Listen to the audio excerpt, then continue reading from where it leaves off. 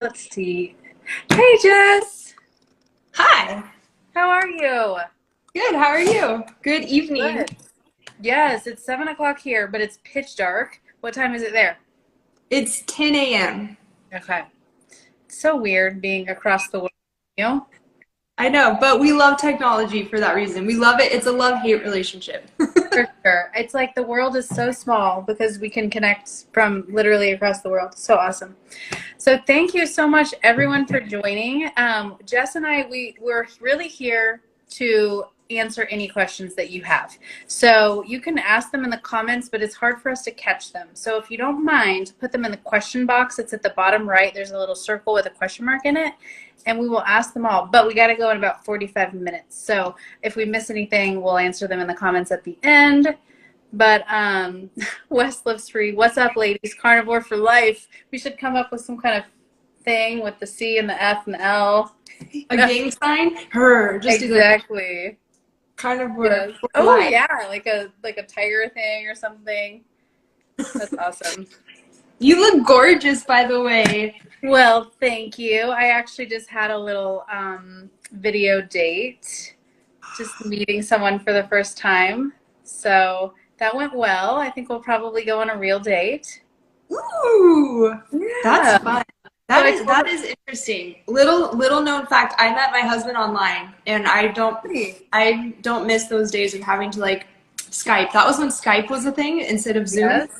Yes. Yes. And and then we had to make sure that he wasn't crazy and then went on a date. Oh my gosh. So did you meet him right away, like within a week or whatever? No. He was I went on a few dates before, and then we matched or whatever you do, and went on a date or Skyped and stuff, and then went on a date. And then actually he ghosted me after our first date. Have I told you this before? No. No? Okay, yeah. Spilling the tea. He ghosted me after our first date, and because we were supposed to go to the beach, and then he just stopped responding to my messages. I was like, "Are we still on for the beach?" And then I just stopped replying to him because I'm not gonna like chase him. And then like 2 years later, this random guy was stalking my Instagram, liking all my posts, and I was like, "Who is this?" Because I would get like 3 people liking my posts back then, so I knew everyone. And I was like, who is this random stranger? And then I looked at his profile and I was like, oh, that's the cute boy I went on a date with. So we started talking again, and then we started dating, and then we got engaged and got married. Oh my gosh, you are so nice to give him a chance after 2 years. I think I might have been like, no, thank you, jerk. Hey, I thought he was pretty cute, and I could have been the one that got away, but he smartened up and got me back. That's awesome. Well, during my little video day, I did tell this guy I was carnivore. Usually I tell them a little earlier, but we decided it would be a dinner date, so we were going to eat together. So I was like, so this is what I'm eating. It's chuck roast and fat. I only eat meat plus a little eggs, and he handled it fine. I mean, he seems to be down with it, but we'll see in the real world when it's a little more, it's more difficult when you get to the practical stuff. We do have a question, so let me see what it is. Logos. I'm eating right. Yeah, what are you eating? I call it a sloppy Jane. It's just slutty eggs on burgers, so it's really sloppy and fun. You eat it with your fork then, right? Not your hands? No, I have my hands.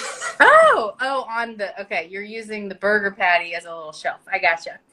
Okay, well, I'm going to read this question. Logos Joyful Music said, do you agree that beef heart makes the best jerky? I have never made beef jerky out of beef heart. I make it out of brisket, and I really love that. It's nice and fatty and tender. But I'm down to try beef heart. I'd love to hear what makes it so good. Have you had that, Jess? I've never had beef heart jerky, but I've had beef heart, and it was delicious. So I can imagine beef heart jerky would be just as good. Yeah. I have also had beef heart carnivore crisps, and they're pretty good. They're like pretty thick, so really good for dipping because they don't just break off right away. So I would recommend that. And I did get a couple beef hearts from a farmer, but I give them to my dog. I haven't tried them myself. Carnivore Latina says no manners. I think she's talking about you eating with your hands, Jess. Oh, sorry. Hey, I'm a carnivore. That's right. I always get that complaint from people. They're like, "You're not a real carnivore because you shop at the grocery store." I'm like, "You want me to go you want me to go find a rat in the street and like bite its head off? Like, what do you want from me?" So I'll eat with Right. my hands, and we'll compromise there. Yeah, I don't think you can please anybody no matter what you do, right? Um, Nope. Wes Lives Free said, ribeye definitely makes me feel amazing the day after eating it as well as the next day. So I don't know if he's talking about jerky or just ribeye in general, but I'm down with both. I love ribeye too. You too? Yeah, ribeye is my favorite. Ribeye is the best cut, and it's the most affordable too. Like, obviously, there's going to be things that are better, but if you counter in or account for taste and affordability, ribeye is like, Yeah. So I don't know if ribeye is one of the cheaper cuts here in the States. It's kind of on the no more way. expensive side. Yeah. It's definitely Really? way more than like a sirloin or a chuck roast or certainly ground beef. It's one of the more expensive steaks. Yeah. It's more Really? expensive than a T-bone. Yep. You're getting lucky over there in Japan, girl. Interesting. That's really interesting. Yeah, because we get the ribeyes. We don't really do. Sometimes we'll do sirloins, but we stick with the ribeyes. Maybe I just am not paying attention to how much my husband's paying, and I'm just like, oh yeah, these are the cheap ones. That could be Well, it too. or I wonder if the Japanese people pay a premium for the leaner meats, so the ribeye Uh, is cheaper. That may be. I'm going to scroll through these comments because there's a bunch. I want to make sure we didn't miss any questions. Chris O'Fallon asked, "How do y'all feel about liver and heart? Animal of your choice." I really don't eat organs, so I don't feel anything about it. So what about you? I love liver. I haven't eaten it. I used to eat it every day, and I haven't eaten it in a while because I think once you lose the taste for liver, it kind of means you don't really need it anymore. But I'm not opposed to liver. I do like liver. And then heart was the other one. Yeah, heart's delicious. It's just those things aren't readily available here. Like you can't just go find heart or chicken skin or random things like that or fat. I asked the butcher for fat the other day, and he looked at me like I was crazy. So that's a little unfortunate. But yeah, I love the organs. Yeah. Skipper 9906 said they refuse to eat offals. I think he's saying I think they're saying they refuse to eat any organs. They said heart, liver, kidney, lungs, all pet foods. My dog does love them, so I would agree with that. But I agree with you, Jess. If it tastes good, and then your body probably needs it, so have it. There's several questions now in the question box, so I'm gonna switch over there. Let's see. Carnivore Randy wants to know, will both of you be eating turkey or steak for Thanksgiving? I will be eating turkey. My mom makes a turkey every year. It's always dry. It's not that good, but I love my mom, so I'm going to eat it anyway. What about you, Jess? I've never liked turkey. Even growing up and before I was carnivore, I would never eat turkey for Thanksgiving. I would eat the sweet potato casserole only, and the green bean casserole. So I don't like eat a lot at holidays, especially now that since I'm carnivore. So I usually eat beforehand and then just go and hang out with my family. So this Thanksgiving, I'll probably just be eating a ribeye. So you'll be in Japan, right? hmm Yeah. Someone said my mom is officially offended. She doesn't watch this. She won't know. And honestly, she'd be like, "Yeah, it's true." Yeah, it's not great. And ham too. Like I was never a huge fan of like holiday hams, and then you have to drench them in sugar for them to taste good. So then it's I actually do like ham, but I feel like it has sugar in it. It's so sweet, so I get nervous about that. yeah. Logos Joyful Music. Oh, what's that? I think they inject it. Oh, inject some kind of syrup or sugar or whatever. Yeah. Someone said smoked turkey is good. My mom tried that once. It was no good, but maybe it's just my mom. But hey, I'm not doing anything to prepare, so I can't talk. Okay, a couple more comments about the heart jerky. It's chewy like a Slim Jim. That does sound good. If you try it in half-inch slices, and the fat on the heart is the most delicious. Okay, I'm sold. I'm gonna try it. I have another beef heart in the freezer. I will thaw it and I will stick it in the dehydrator. Someone said, let's see, Kevin Evick something. I don't know how to grow my own food at my apartment. There's no place to grow a cow. I know, isn't that unfortunate? Damn it. Okay, Frank's Carnivore runs. Do you ladies do any raw dairy? I'll let you start. No, Yeah. but I want to, but there's no raw dairy here. I'm pretty sure it's illegal in Japan. And I've never seen it around. But if I had it available, I would definitely try it. It's hard to get here in Kansas, but it is possible. And I started getting raw cream about a month or two ago, thinking that it would help me to be able to tolerate dairy a little better and not get such acne. And I think what happened is it was so delicious. I was using so much of it. I was having multiple coffees a day just to have the cream in the coffee. And then so it was not helping with my acne. So I currently gave up coffee or dairy for 30 days, including the raw cream. And then I might try adding back in just the raw cream and see, and when it's not also with pasteurized cheese and stuff, if I can do it. But I feel like I probably can't, unfortunately. Carnivore Latina, what is your hidden talent? She says, I think she's talking to you, Jess. She owes you a video of her moving her ears. Oh, Jess, yeah, yeah, yeah. What's your hidden talent, girl? Oh my God, I've never actually thought of that. I asked everyone that when I interview them, but I never thought if I have one. I don't know if it's a hidden talent, but I can drive a stick shift. My car, I learned to drive a stick shift, and my car before we moved to the US to Japan was a stick shift. So not a lot of people know how to do that anymore. I think that's a great one. I definitely can't. I can juggle, sort of. I can do this thing with my tongue, which I told you about when you interviewed me months ago. I'll show you guys. I can kind of fold it in half. Okay, get ready. It's very ladylike. And it just stays like that until I stop. That's interesting. Yeah, it's weird. I can't do. That's so cool. You're probably like one in a billion that can do that. I mean, I don't even know how I discovered it. Like, who tries to fold their tongue in half? I don't know. Let's see. Neighborhood livestock landscapers are a great way to get meat in your neighborhood. Livestock landscapers. I've never heard of that. And someone suggested trying kefir. That may be the ticket, actually. I don't know if I like it. I don't usually like fermented things, but I'm down to try it. Yeah. And Fit Girl Jules can drive a stick. Woo. Of course she can. She's like super badass. Oh, one of my friends just joined. That's awesome. Okay, let me see. Let me get on to the questions. What is your favorite meal, and how do you explain carnivore to family and friends? We did a video on that on our YouTube. We did. We have a YouTube channel called, if you look up the Carnivore View, it'll take you to the video. But the synopsis, what I do to explain it is I kind of give the background. Hey, this is what my skin used to look like because of severe psoriasis and vasculitis. And if they know me, they knew me when my skin was like that. If they don't know me, then I'll show them a photo or something on my phone. And then I'll say, so what I found that helps me is this carnivore diet. I literally just eat animal products, mostly meat, a little bit of eggs, a little bit of dairy. And it's helped me a ton. And I know it's weird. And they have a lot of questions. But when I open like that, and this is why I do it, and it's helped me, and you cannot argue that, they seem pretty accepting.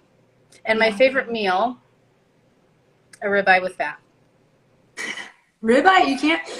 But it has to be a flame grilled ribeye, because like air fryer ribeyes, I do get tired of those after a while. But I've never gotten tired of over an open flame grilled steak. Like that taste is just so good. So I would agree with you on that favorite meal. Just a nice flame grilled steak, ribeye if I can get it. I'm very direct with my family. I'm not as direct with friends and strangers and stuff, other than being online. But like in real life, I'm not as direct. But with my family, I'm like, I just eat meat. And if they ask me questions, I do my best to answer it.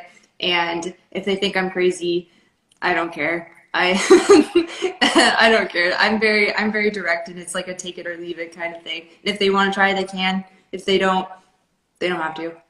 Sure. I don't try to push it on anybody. And I don't know about you, but I don't really experience a lot of negative feedback. Now, I don't know what people are saying behind my back. You know, if I were to have some health problem, I know for a fact they'd be like, well, duh, all she eats is meat. But generally, it seems like people are pretty accepting. Yeah. I've had people argue with me, and then it usually just comes down to, because when I say back, when I retort the when I argue back or whatever, it usually ends with, well, I just don't like meat. And it's like, that's unfalsifiable. So you can't really like say anything to that. So it just ends the argument there. So that's usually how it ends. It's just, well, Yeah. I just don't like red meat. Okay. Okay, Fine. that's fine. Yeah. Gara asked, what do you say to controversial arguments to carnivore diet like high cholesterol and gout? What do you say? Well, it's interesting because I usually tell people to go read a book or something about it. Especially The Big Fat Surprise is one of the books that I always recommend to people, but very rarely will people ever actually go read a book. They usually just want to argue with you. So I just let them know that the cholesterol thing is a myth. There's plenty of books and evidence and stuff out there, and there's no reason to fear high cholesterol. And what was the other one? High cholesterol and what? Gout. Gout. Yeah, so with gout, my dad actually had gout or has gout and dealt with it my whole entire life. And he was told to not eat red meat. So we grew up eating chicken and fish, white meat chicken and fish. And then when he got diagnosed type 2 diabetic, and his doctor told him to go on a ketogenic diet and eat more red meat. And he was like, wait, I have gout. And his doctor was like, oh, we just tell people to stop eating red meat because it's easier for them to give up red meat than it is to give up sugar. So they don't tell the whole story. They just assume people won't be able to give up sugar. So they just go directly to red meat. And then since he started eating more red meat and reduced his sugar intake, his type 2 diabetes is gone. He hasn't had a gout flare up. So the gout one is a little easier for me to explain to people because I have like anecdotal evidence like right there in front of me. My dad has lost like 40 pounds. It feels amazing. Doesn't have flare-ups. So that one's a little easier. That's awesome. So are your parents both carnivore? They're carnivore-ish. They still eat some vegetables and some bread and stuff like that. But I would say probably 60-70% of their diet is meat. And then that might be a low number, and I'm not there right now, but they definitely focus on meat. Yeah, that's awesome. So how I handle that, like I actually do work in healthcare and I am a doctor of physical therapy, but I try not, like, I don't feel like that's sort of my persona as a carnivore is like the health expert on it. I try to share more my experience. So when people ask me about health things like that, I often refer them to the physicians that I know and trust that are carnivore. So like Dr. Chafee, Dr. Kiltz, Dr. Berry, but also with the cholesterol, I do kind of share my own evidence, which is that I've had my cholesterol checked as a carnivore and it's really good. I mean, depending on who you ask. If you asked a mainstream doctor, they'd probably say my LDL, my total cholesterol is a bit high, but my LDL is super high. It's like 90, which is great. My triglycerides are very low, like in the 40s. And my doctor was pleased. She said, she doesn't know I'm a carnivore, but she knows that I changed my diet. And she said, whatever you're doing, just keep doing it. And then the last kind of reference I give people for the cholesterol piece is there's a person, a page called Low Carb Down Under, and they have Instagram, but they're not very active on Instagram. But on YouTube, they have very good videos about cholesterol, explaining what actually matters, why it does or doesn't matter, and kind of what your numbers really should be to know you don't need to worry about it. And Bart K on YouTube has a ton of good cholesterol videos, and he's very direct and it's very entertaining. I've heard about him a little, but I haven't followed him much. I'll have to check him out. Yeah. Let me go back to the question box. I kind of forgot about that. Let's see. Sleep patterns have been erratic. What could be possible causes? For me, my sleep changes a lot too, depending on being a carnivore and kind of how I'm doing it, if it's high fat or whatever. When I'm on a higher fat diet, I don't sleep as well. And I'm not sure, honestly, that it's that I'm not sleeping as well as much as that it's like I just don't seem to need the sleep. So I'm not tired, so it takes me a while to fall asleep, or I wake up at 2 a.m. wide awake and ready to go. So I think for me, maybe it's just the change with the macros. And I wonder if my blood sugar is dropping a lot at night. And so then adrenaline, cortisol, whatever is released, and that's waking me up when it's trying to increase my blood sugar. So I got a CGM to try to detect this, and then I've had such trouble with it. It just reads super low, and then it alarms all night and goes off telling me my blood sugar is 52. But when I check it with a finger prick, it's not 52, it's like 70. So I don't have an answer. But I will say you're not in that alone. My sleep is still a little wonky too. What about you, Jess? My sleep is good, and I've never really had sleep issues. I do know that, like Serena has talked about before, that if she ate too close to bedtime before she would go to sleep, that it would keep her up. So maybe just eat a little earlier if you're eating really close to when you do go to sleep. That might help, but I haven't had sleep issues. I've heard Kelly Hogan say that if you eat something with a little carbs, like an animal food that has carbs, like eggs or gosh, I don't know, oysters maybe, for sure eggs, Oyster- that can help you sleep. But then I've also heard another person who I've worked with before, Tailored Keto Health, say that eating a little fat at night helps, like a spoonful of butter or something.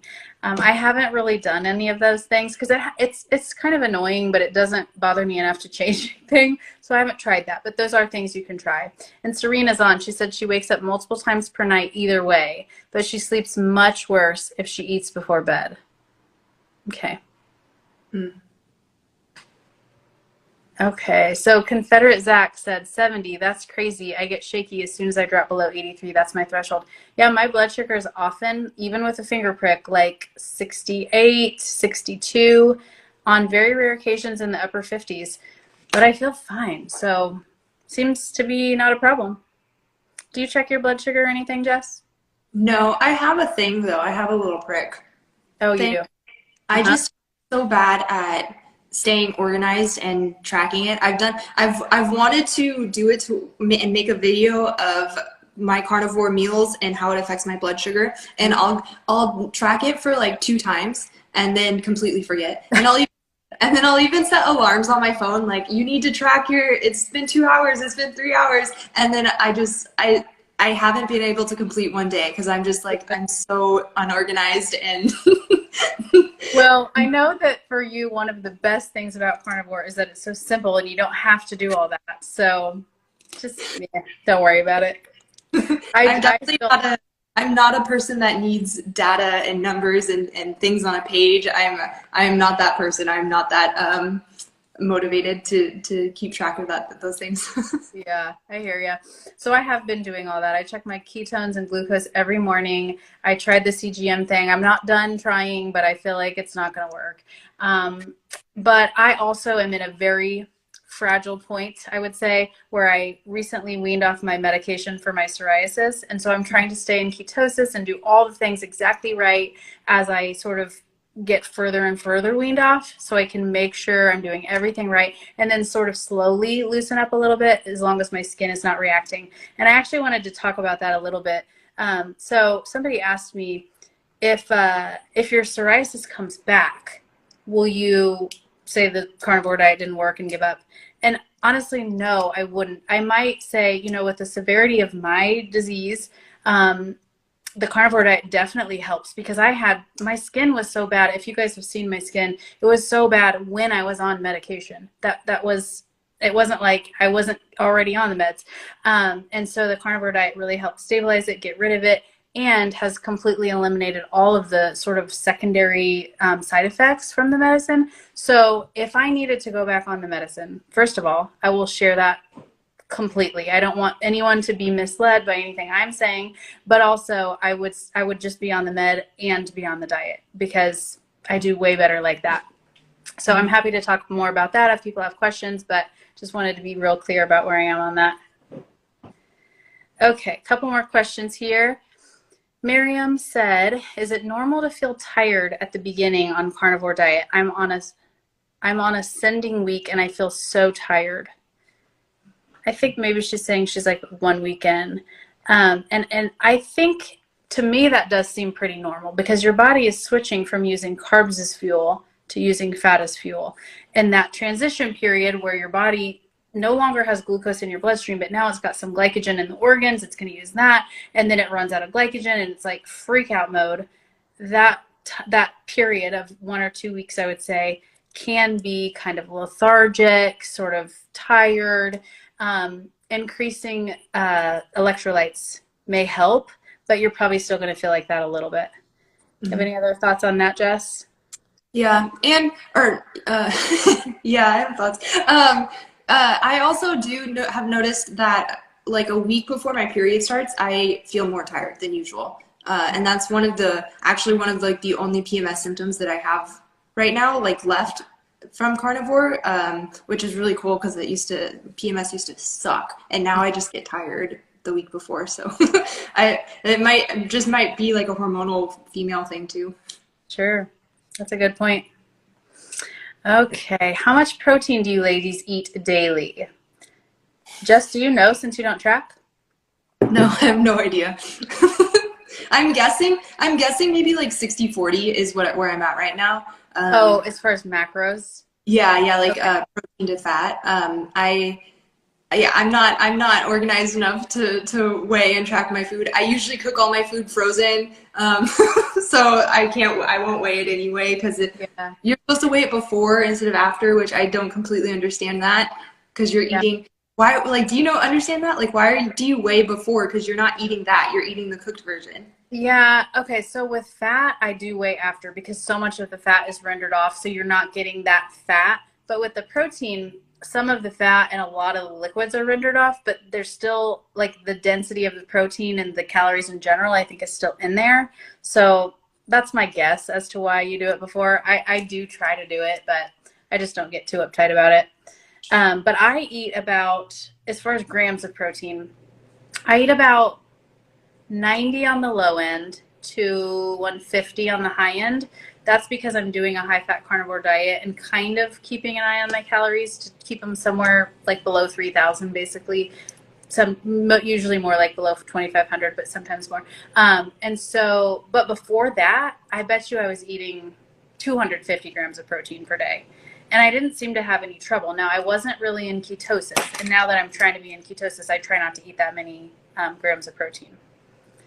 But I felt fine either way, honestly. Okay. Jess, can you tell us what an average day of eating is? Okay, so for me, like, let's see. Today I started off with 3 eggs and 2 burger patties. Yesterday I had chicken, half a chicken and some bone broth jello, and then ate the other half of the chicken and 2 more burger patties. And then, let's see, the day before that, I wasn't extremely hungry, so I ate pork rinds for dinner, which is, I'm not telling people to have pork rinds for a meal, though. I don't endorse that. That was just because I wasn't hungry. And then for breakfast, I believe I just had scrambled eggs and burgers again. So that, yeah, generally like some sort of eggs, beef, maybe some steak, some chicken, things like that.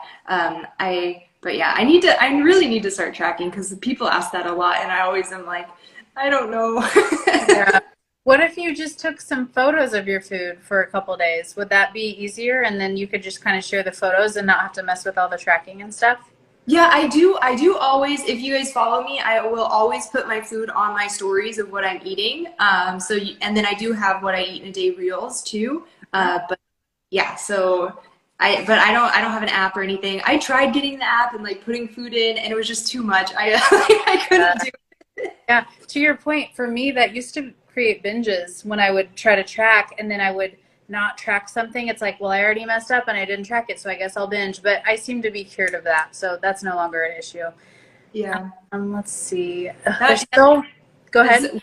when I before carnivore, when I would track calories, because that's how you were told to live your life, especially as a female, to like track calories. I was eating like 1,800 calories a day or something like that, or I would try not to go over 1,000. It was something very stupid, and it felt more like I had an eating disorder from tracking, which is why I'm like more than happy to not track anymore, because I was just so focused on the number instead of the food, and I was obsessed with the number and not going over that number. And then if I got close, then I would eat celery instead of actually having a nourishing meal. And then I would eat celery and then so I could eat ice cream later. And it was just like a huge like clusterfuck of just like sorry, of just like not good. So when I realized I could give up tracking and counting, I was like, see ya. Yeah. I don't do that anymore.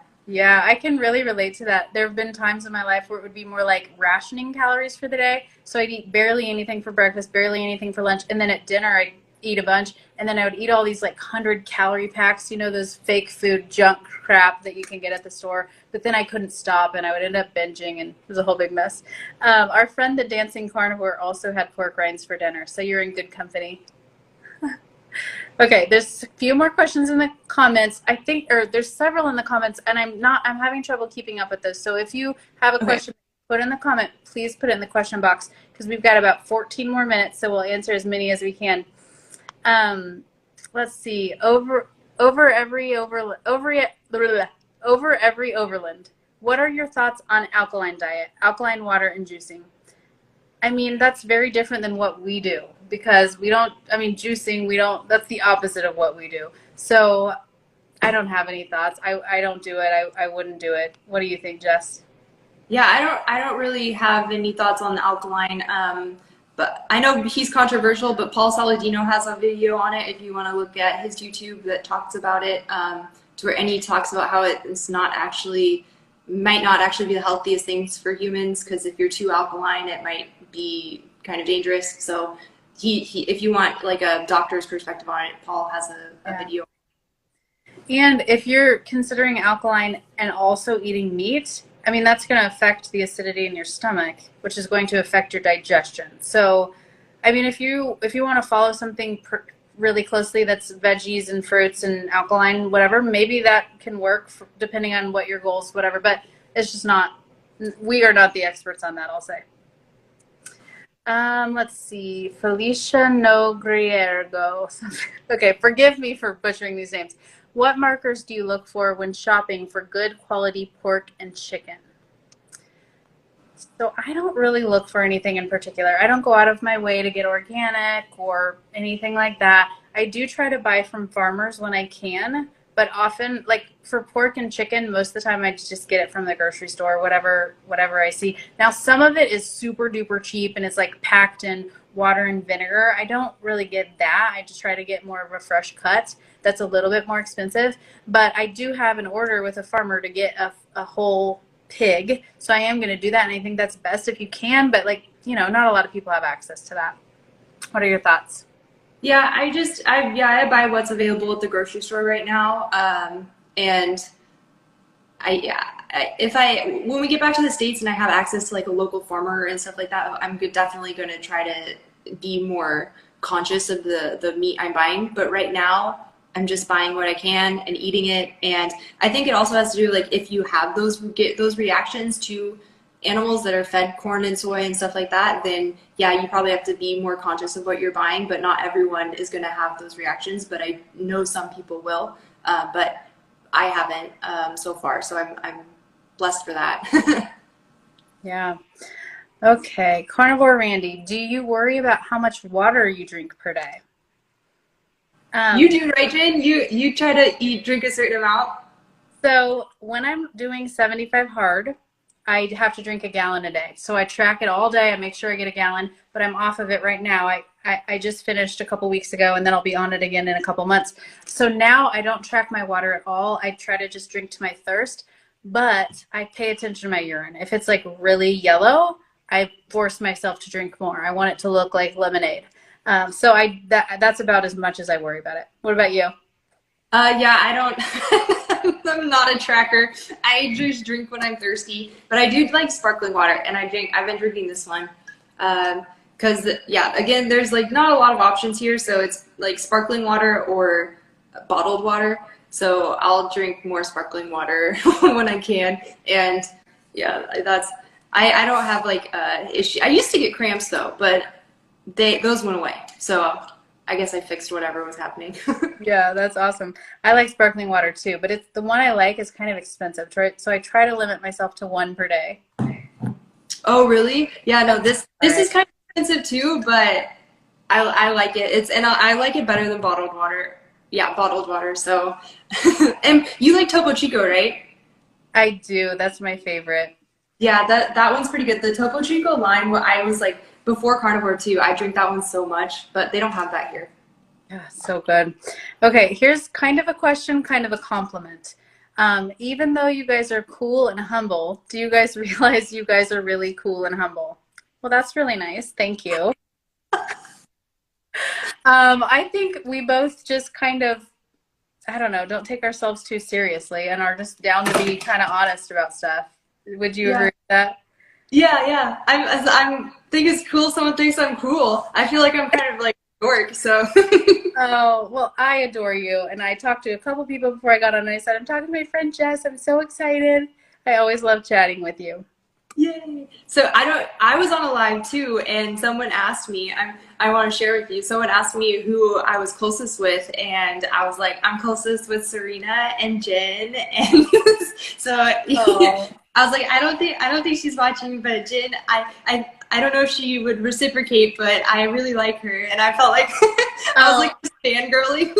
absolutely, girl. I adore you. You know that. Yay.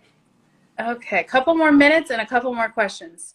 Do you think carnivore gives your body the best strength to detox?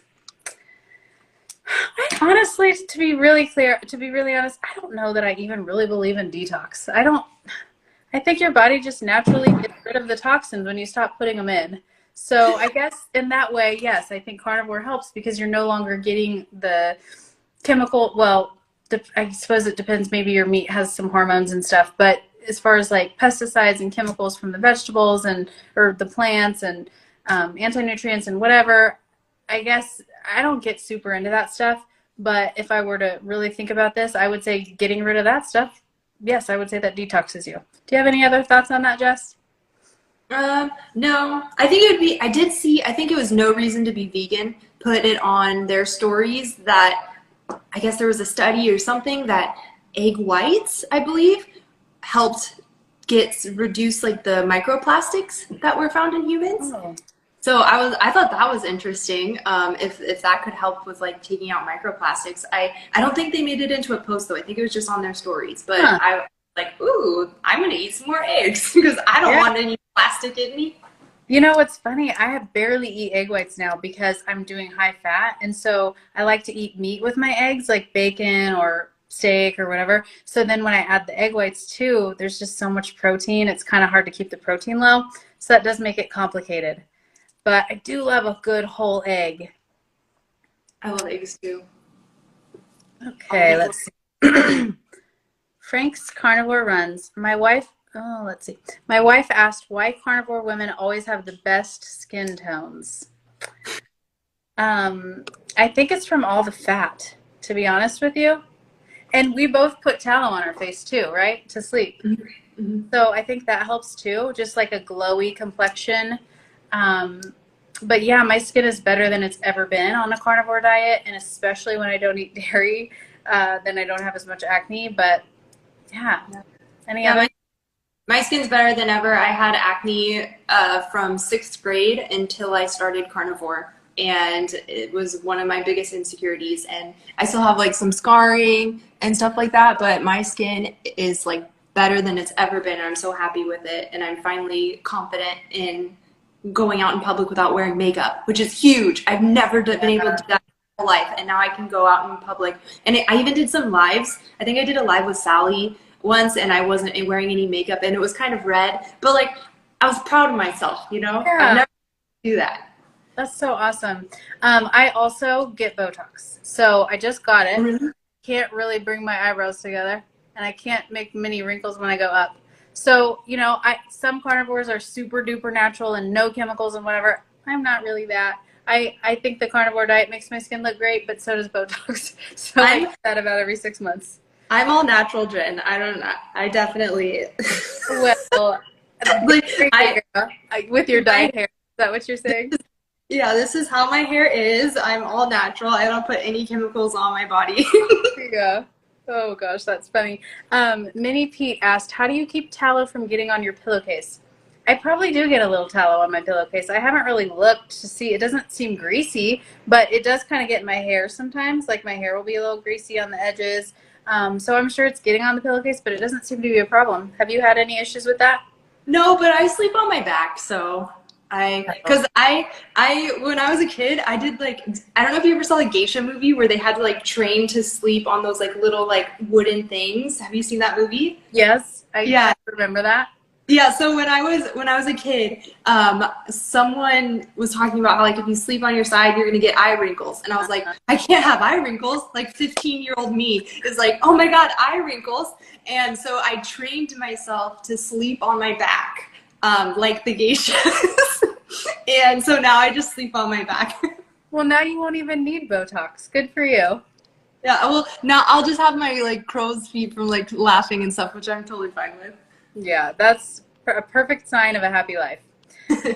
So as far as getting tallow, I actually have some tallow that I bought from Amazon just for cooking, and I have that in a jar and I use that sometimes. But I also bought some from Serena.Carnivore. She's on here. You can look her up. She sells some that's really nice and fluffy and has some nice scents. And then you use Serena's plus another kind, right? Yeah, I use Serena's. I like hers for body lotion, and then I use Noahic for my face, and it's a balm. And Serena's is nice and whipped, so I like it on my body, and then I use the balm under my makeup. Perfect. So do you just use it in the morning then, or at night, or both? It depends. If my face feels dry, I'll put it on at night, but I don't put it on every day. So that explains why you don't get it on your pillowcase. I put it on at night as a night cream, and then for the daytime, I just do like a vitamin C serum or something. Oh, really? Yeah. Yeah. Okay. Let's see. We'll answer one or two more questions. There's two here, so we'll answer those. Then we got to run, and then if you have any other questions, we'll repost the replay, or we'll post the replay, and you can ask questions there, and we'll be happy to answer. Matt Green asked, are you concerned about accumulation of toxins in the fats? I have put a lot of thought into this because I get fat sometimes from grass-fed cows and sometimes from pasture conventionally raised beef, and I like the conventionally raised better. It tastes a lot better for the fat. And so I've just had to really think about that because supposedly the toxins are more isolated, I guess, in the fat. So I probably am getting exposed to more of that. But I just have to believe that the filtering system of the cow is so damn good that I'm still getting like one of the healthiest things I could ever eat. And I seem to be doing fine. I mean, it's been almost a year. I know that's not forever, but I just don't really worry about it because it hasn't been a problem. Have you thought about that much? Yeah, so I've been doing carnivore for almost 3 years now, and I haven't really experienced any issues. So I think, and Serena likes to use this analogy too, that Dr. Chafee says is you're still getting like a silver medal at the Olympics instead of the gold medal, you know? So it's like, I'm definitely not going to eat processed food. I'm not going to eat seed oils. If I have to eat like a cow that was raised in a feedlot, like, then I'm still going to do that versus go and eat processed food. So even if it may not be like the top of the line, but if I ever have the ability to just like buy top of the line everything, like, yeah, I'll do that. Yeah.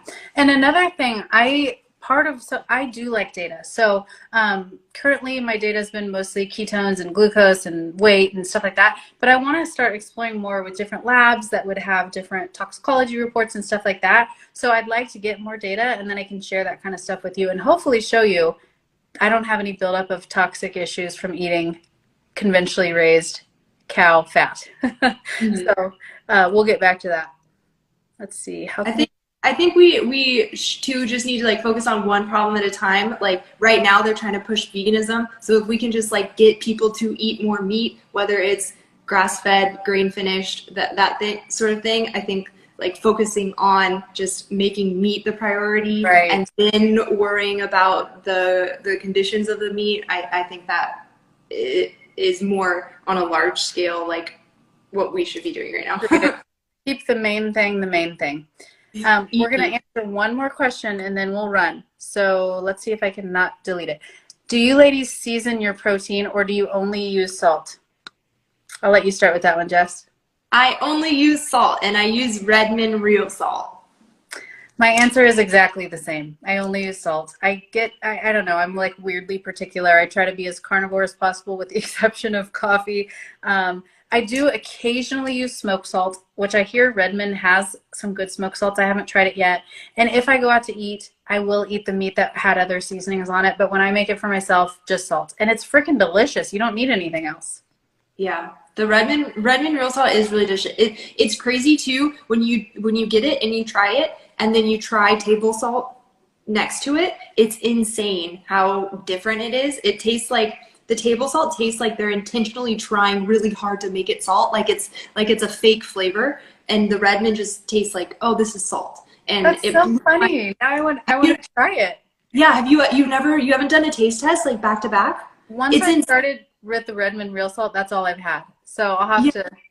Yeah, do the taste test because it tastes like it's fake, like the table salt, like they're intentionally making it more salty, and you're like, oh, and even if you've had Redmond for a while, like you'll notice a difference, like a huge difference. That is so interesting. Okay, next video idea. Okay, it's 7:46 here, 11:46 there. Is that right? 10:45. Okay, so I'm going to let you go, but thank you so much for being here. It was always super fun to chat with you, and we had a lot of good feedback, so thank you all for watching and asking questions. It's literally one of the highlights of my day. I'm sure you agree.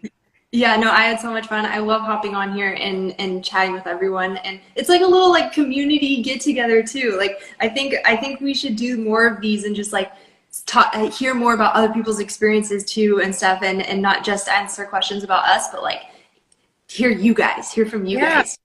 Is there a way you can do lives and people can join? They can like ask, oh, we should totally do that. Yeah, I think you can have 4 people.